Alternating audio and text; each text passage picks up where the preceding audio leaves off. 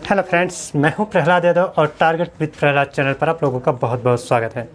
दोस्तों, जैसा कि यहां पर आपको दिख रहा होगा कि आज मैंने नया चैप्टर शुरू किया है और वो नया चैप्टर है रेशियो एंड प्रोपोर्शन, यानी अनुपात समानुपात को आज हम शुरू करेंगे। चलिए एक एक पॉइंट को हम लोग अच्छे से कवर करेंगे। और हाँ, इतना तो ज़रूर ध्यान रखिएगा कि मैं कोई भी पॉइंट नहीं छोड़ूंगा जो कि एग्ज़ाम के पॉइंट ऑफ व्यू में से इम्पॉर्टेंट है। सारे के सारे पॉइंट को मैं बताऊंगा और इतने डिटेल में बताऊंगा कि आपको दोबारा कभी रेशियो एंड प्रोपोर्शन पढ़ने की आवश्यकता नहीं पड़ेगी। आइए शुरू कर लेते हैं। देखिए, रेशियो एंड प्रोपोर्शन यानी अनुपात एवं समानुपात। तो अब यहाँ पर आपको अनुपात के बारे में जानकारी होनी चाहिए कि अनुपात किसे कहते हैं। देखिए, आप लोगों ने बेशक पढ़ा होगा, लेकिन जो चीज़ें मैं बताने जा रहा हूँ वो बहुत ही इम्पोर्टेंट, इसलिए लास्ट तक बने रहिए। अनुपात क्या होता है? अनुपात होता है दो या दो से अधिक सजातीय राशियों को भाग द्वारा प्रदर्शित करना ही अनुपात कहलाता है। अब ध्यान दीजिएगा, दो या दो से अधिक सजातीय राशियां होनी चाहिए, उनको भाग द्वारा प्रदर्शित किया जाएगा, उसे ही क्या कहा जाता है? अनुपात कहा जाता है। अब देखिए, मान लेते हैं दो व्यक्ति है। एक व्यक्ति है जिसका वजन आपका 24 केजी है, 24 केजी है, और दूसरा व्यक्ति है जिसका वजन 48 केजी है ना। तो यहाँ पर आपको तीन बातें याद रखनी होंगी। एक तो सजातीय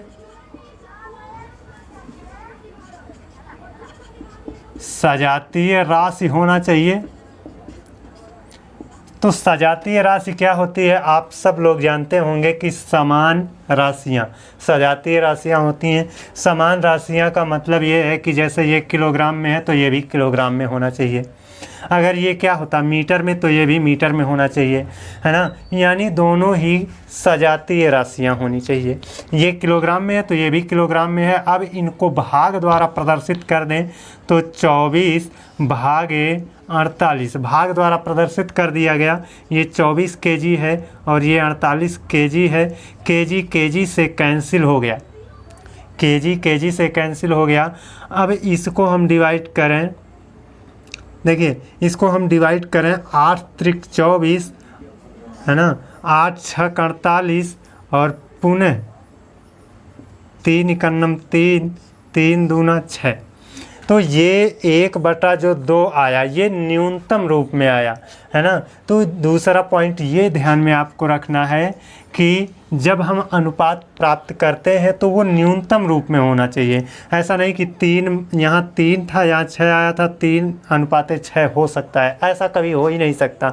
हम अनुपात हमेशा न्यूनतम रूप में होता है। अनुपात किनका निकलता है? सजातीय राशियों का निकलता है। दूसरी बात यह है कि अनुपात न्यूनतम रूप में होता है, अनुपात न्यूनतम रूप में होता है। अब तीसरा पॉइंट आपका क्या है? तीसरा पॉइंट भी आपका बहुत ही महत्वपूर्ण है।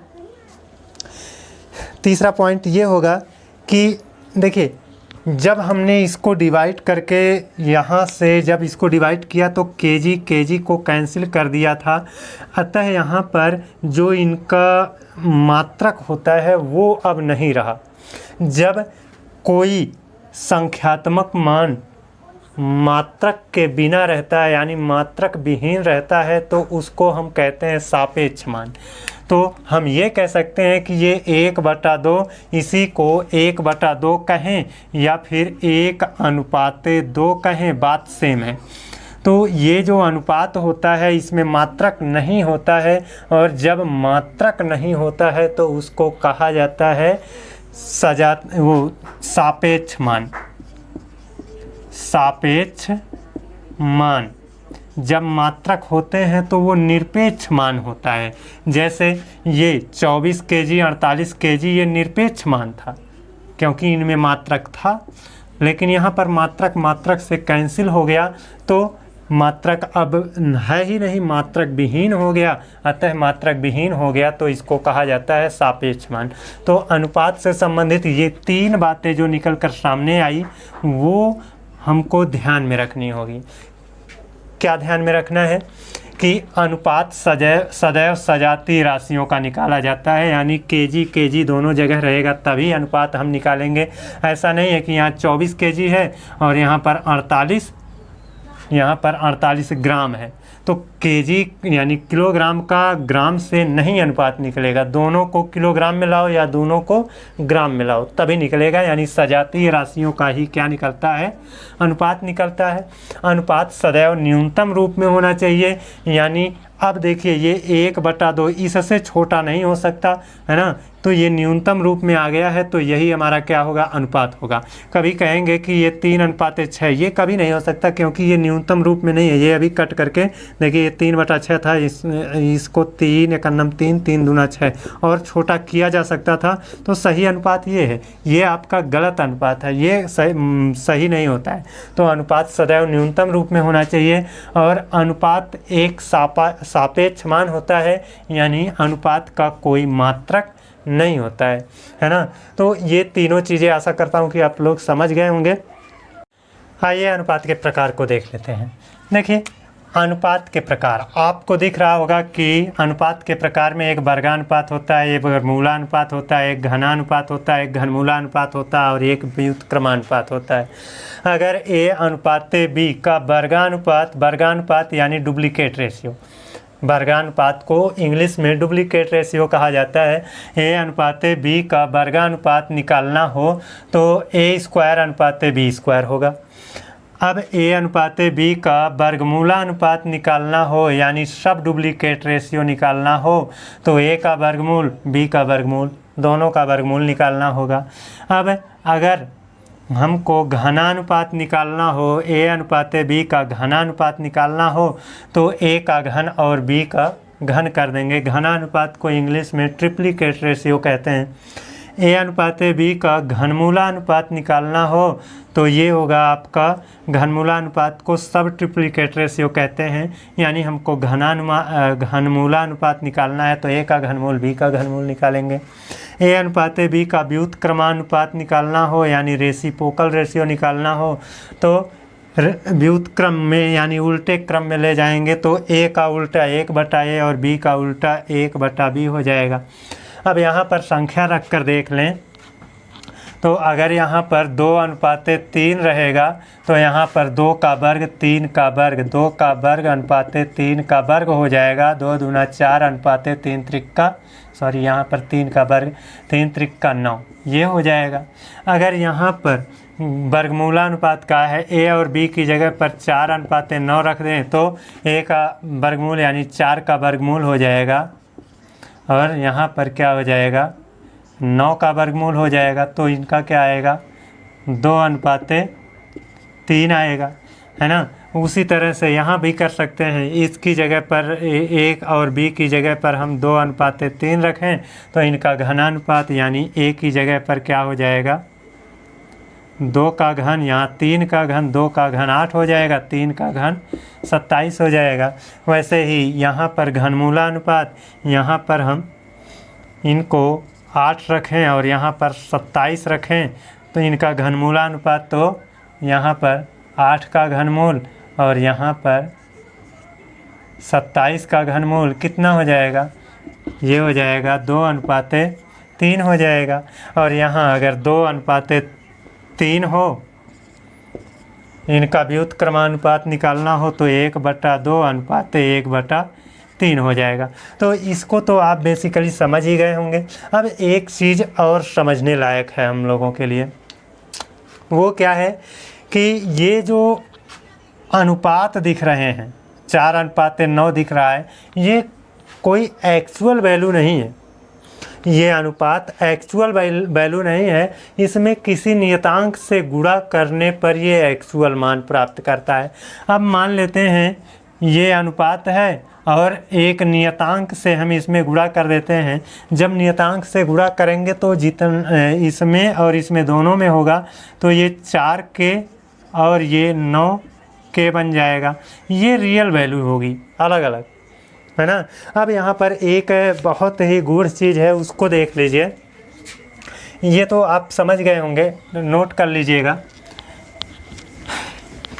अनुपात के बारे में जो हमने बताया उससे जुड़ा हुआ ही एक चीज़ है। यहाँ पर मैं ले लेता हूँ एक संख्या 18, एक संख्या ले लिया 24। इन दोनों का अगर हमको अनुपात निकालना हो दोस्तों ना, जो अभी मैंने बताया अनुपात की डिफिनेशन को बताया, हमने बताया कि दो या दो से अधिक सजातीय राशियों को भाग द्वारा प्रदर्शित करना अनुपात कहलाता है। तो ये अगर सजातीय राशियां हैं, मान लेते हैं 18 केजी है ये और ये 24 केजी है, इनका अनुपात क्या होगा? तो अनुपात में इनको हम देखिए, पहली बात तो ये कि अगर हम केजी से केजी को क्रॉस करें तो ये 18 बचेगा और ये 24 बचेगा। केजी से केजी कैंसिल हो गया। अब यहाँ पर देखिए, केजी तो दोनों में था ना। अब यहाँ पर देखिए, यहाँ पर आपका 6 से हम क्रॉस कर दें, 6 त्रिक 18, 6 चौके 24।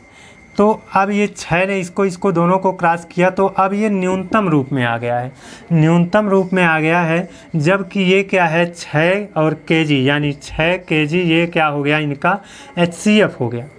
यहाँ पर हमने 6 केजी जो प्राप्त किया वो क्या प्राप्त किया, HCF।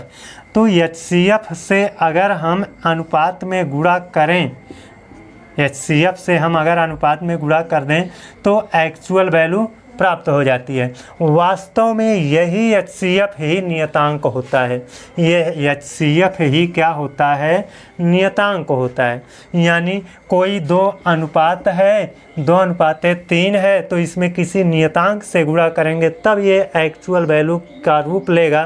तो जो नियतांक होगा वह नियतांक उसका HCF ही होगा। मान लिया HCF 12 है, तो 12 दूना 24, 12 दूना 24, 12 तियाँ 36, ये एक्चुअल वैल्यू हो जाएगी, है ना। HCF मान लेते हैं 12 केजी है, तो ये 24 केजी और ये 36 केजी हो जाएगा। तो आप समझ गए होंगे कि हम नियतांक की जो बात कर रहे हैं वो है क्या चीज़। वो नियतांक आपका एक HCF होता है ना। तो अब चलिए हम अपने क्वेश्चन की ओर चलते हैं और एक एक क्वेश्चन को हम कवर करेंगे,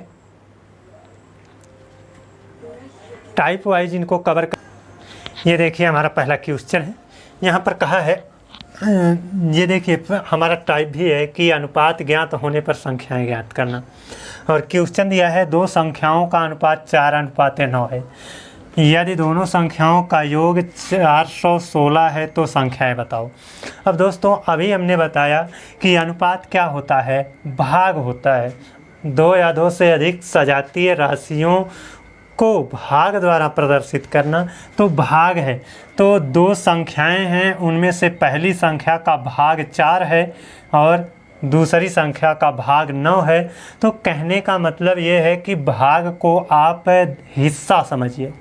पहली संख्या का हिस्सा 4 और दूसरी संख्या का हिस्सा 9, तो कुल कितना हिस्सा बनना चाहिए, 9 4 13 हिस्सा बनना चाहिए।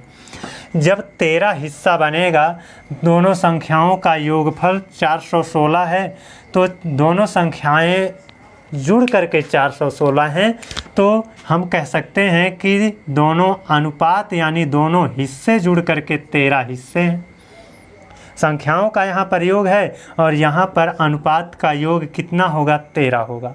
तो हमने संख्याओं के योग में संख्याओं के हिस्से से भाग दे रहे हैं, तो एक हिस्से की वैल्यू मिलेगी। अब देखिए 416 में अगर 13 से भाग दे देते हैं, तो 416 में 13 से भाग दे दें तो 3 तियाँ 39, 2 बचा 26, 3 दूना 26, यानी एक हिस्से की वैल्यू हमको कितनी मिलेगी, 32 मिलेगी।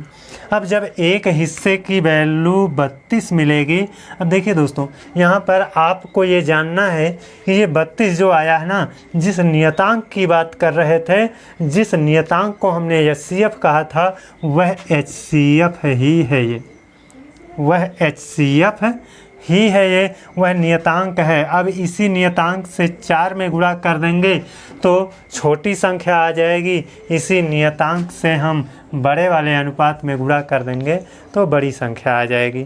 तो ये हमको दोनों संख्याएं बताना था, तो 32 से 4 में गुणा कर दीजिए, कितना हो जाएगा। जब हम 32 से 4 में गुणा करते हैं तो 4 दूना 8 और 4 तियाँ 12, 128। और दूसरे हिस्से में 9 में गुणा कर देते हैं तो 9 दूना 18 और 9 त्रिक 27, 1 28, 288। तो पहली संख्या 128 और दूसरी संख्या 288 होगी।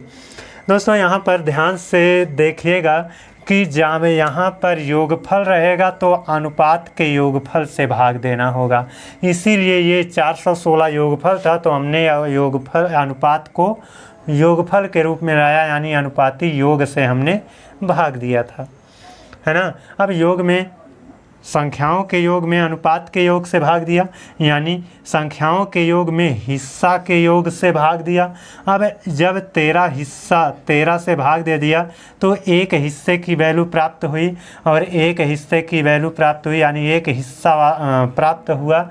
और इस पहली संख्या को 4 हिस्सा चाहिए तो 128 हुआ, गुणा करने पर आपका 128 मिला।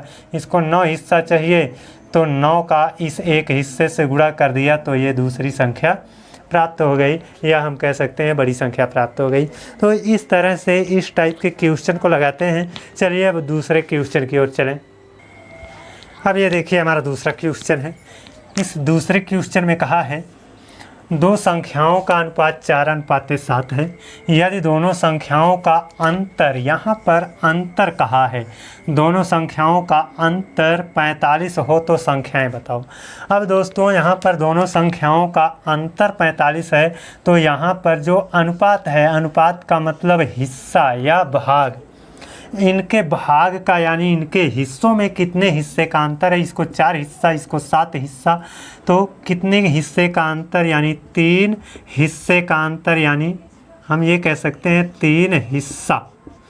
हमने अंतर क्यों निकाला, क्योंकि यहाँ पर रियल संख्या का अंतर दिया गया, एक्चुअल मान में जो अंतर है वो कितना है 45, लेकिन हिस्से में कितने का अंतर है, 3 हिस्से का अंतर। तो 3 हिस्सा का अंतर होने की वजह से ही तो 45 का अंतर हो रहा है।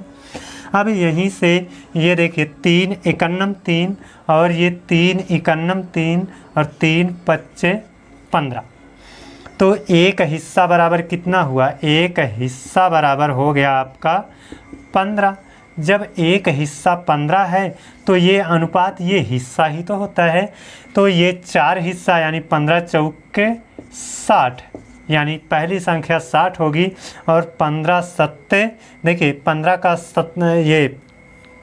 का 7 से गुणा कर लेंगे, हमारी दूसरी वैल्यू आ जाएगी, तो 15 सत्ते 105। तो आपका ये छोटी संख्या और ये बड़ी संख्या, यानी संख्याएं ज्ञात करने को कहा था, तो संख्याएं आ चुकी हैं 60 और 105। तो इस तरह से आप लगाएंगे तो निश्चित रूप से आप सफल हो जाएंगे। तो इसके मूल चीज़ों को समझिए, है ना। चलिए अब हम अपने तीसरे क्वेश्चन की ओर चलें और तीसरा क्वेश्चन भी देखें। ये देखिए हमारा तीसरा क्वेश्चन है। इसमें दे रखा है दो संख्याओं का अनुपात 3:5 है। यदि दोनों संख्याओं का गुणनफल 240 हो तो संख्याएं बताइए। अब दोस्तों यहाँ पर गुणनफल दिया है तो अनुपात का हमें गुणा करना होगा, लेकिन अनुपात का गुणा करने से पहले आपको थोड़ा सा ये सोचना है कि ये अनुपात रियल मान तो है नहीं, इसमें किसी नियतांक से यानी किसी मासा से गुणा करना पड़ेगा। तो वो मासा मान लीजिए यक्स है, तो ये आपका 3 यक्स और ये क्या है 5 यक्स बन जाएगा। ऐसा क्यों मैं बता रहा हूँ, क्योंकि इनमें जिस संख्या से गुणा किया जाएगा वो क्या होगा, सेम होगा, और जब सेम होगा तो उसका वर्ग बन जाएगा। जैसे ये 3 यक्स और ये 5 यक्स बना ना, तो सेम संख्या यक्स यक्स है, तो अब इनका हम गुणा करें तो ये कितना हो जाएगा। देखिए अनुपात में हमने मासा से गुणा कर लिया तो ये तो रियल संख्या हो गई, है ना, रियल संख्या हो गई तो ये 3x गुणे 5x और इन्हीं का गुणनफल कितना है 240 है। इन्हीं का गुणनफल कितना है 240 है। अब इनका हम गुणा करें तो ये 3 पच्चे 15x² होगा और बराबर 240 होगा। 15 से इसको डिवाइड कर दें, 15